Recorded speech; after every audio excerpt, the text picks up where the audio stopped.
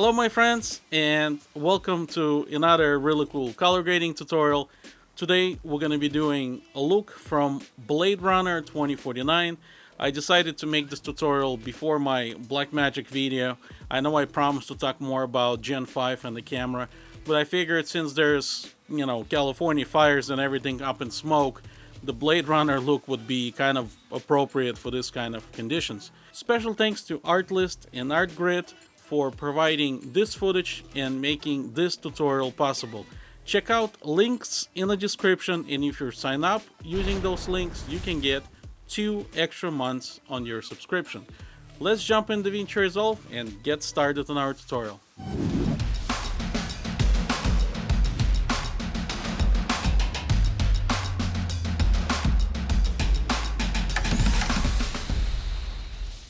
Alright my friends, welcome to another amazing color grading tutorial. We are inside DaVinci Resolve, and today we're going to be doing really cool Blade Runner intro color grading. So here's the file we're going to be working with. So here's the footage, what we're going to be matching. It's going to be very straightforward, and it's actually very easy. That's why I decided to do a little bit less complex stuff that I usually do. So it's going to be pretty straightforward and very simple.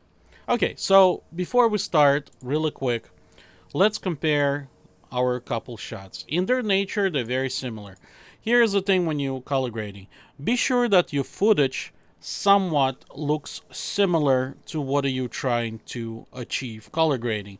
Because, for example, if this would be in the broad daylight with the sunlight and all kinds of stuff, matching this footage would be a little bit more difficult. So always keep that in mind. Anyways, enough of chatter. So here we have our parade. Basically, that's the only thing we're gonna use, and I'm gonna show you really cool tricks. All right, so the first note, what I'm gonna do, it's gonna be saturation.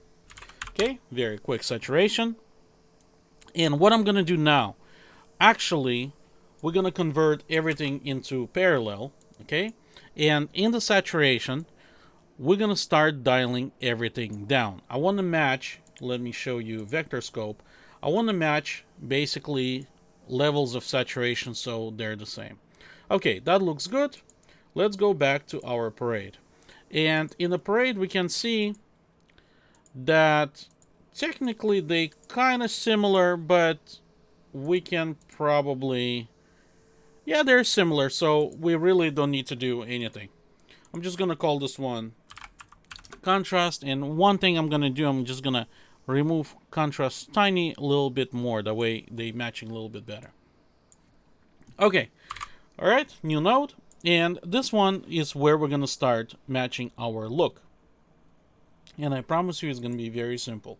So if we're gonna go again on our vector scope, we can see that it's between a blue and cyan. So it's kind of have that little teal look.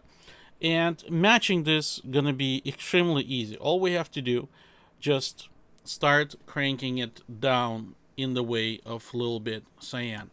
Now I want to see both shots simultaneously. So I'm gonna select this shot, and we're gonna do selected clips from this list over here, so we can see basically side by side on exactly what's going on. Okay, so something like that. All right, let's go back into parade. And here in the parade, we can see exactly 2 shots side by side. Now, ignore this little highlight because we have skies over here, and in this shot there is no skies. So we kind of can get an idea of what really is going on. And we can see that our source material, which is where we're taking this grading from, is much flatter than what we have. So again, let's start making it a little bit less contrasty. Let's bring offset down a little bit so we can kind of match him a little bit more. Okay, so I think like that is all right. And now over here, I'm gonna call this one color. So now in color, I'm gonna try to basically match exactly how they are with the midtones. So let's go blue and let's go red. Okay, something like that. Let's see. A tiny little bit more. And here we have it. Very nice and simple. And we pretty much have identical footage right now. So if you were to paste this in a movie, other than maybe slightly, I'm gonna do a new note. I'm gonna call this one highs. Okay. Again, let's do the whole thing. Maybe slightly we can do a little bit more green in the highlights, just a very tiny bit. There we go. And nobody would be able to tell that we just color grade and basically turn this into that. Look how awesome it is. And now, of course, we can make it a little bit more dramatic. And what I mean by that, you don't always need to be taking things in CGI. You can actually achieve a lot in color software, whatever you're using, Premiere or Resolve. It doesn't matter. The concept remains the same.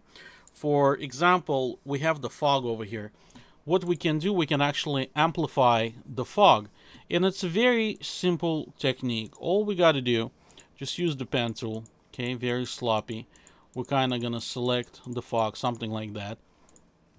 Okay, and with the contrast, just cranking it more down, just like this. Okay, so keep in mind that whenever you crank the contrast down, you your footage becomes a little bit more black and white. So you have to either compensate for that or not to crank contrast too much. So what we can do to compensate for that, we can dial down again a little bit more color into it. However, it depends on your situation. Also, very important, make sure to soften the edges. Do not leave edges without softening, otherwise you're going to have this weird, nasty little line going on and you're going to give away your tricks. The softer the edges, the least likely people will be able to tell. Look at this. Nobody can tell what's going on. So that's one thing. Another thing, that this is shot with the, Roger Deakins actually shoot everything, or this particular 16 by 9, and he likes to do artificially widescreen. So what we're gonna do, we're gonna create our own widescreen version of that, which is very simple. As of right now, I'm working in 1920 by 1080. You do your own math. There's a lot of simple ways to do it, but we're gonna go into image scaling, and I'm gonna uncheck match timeline settings. Okay, and I'm gonna do 1920 by 800, and over here I'm gonna do stretch frames to all corners. Okay, and here we have it. So once we created the widescreen, now I want to add a little bit grain. I love adding grain to my footage because I think without film grain it looks very flat. It doesn't have that cinematic feel to it. Okay, 16 is too much. Let's do a little bit more finesse grain. Okay, and let me show you what we turn this into that. And here we have it. Thank you very much for watching, guys. Be sure to subscribe, like it, share it, and I'm gonna see you in the next video. Take care.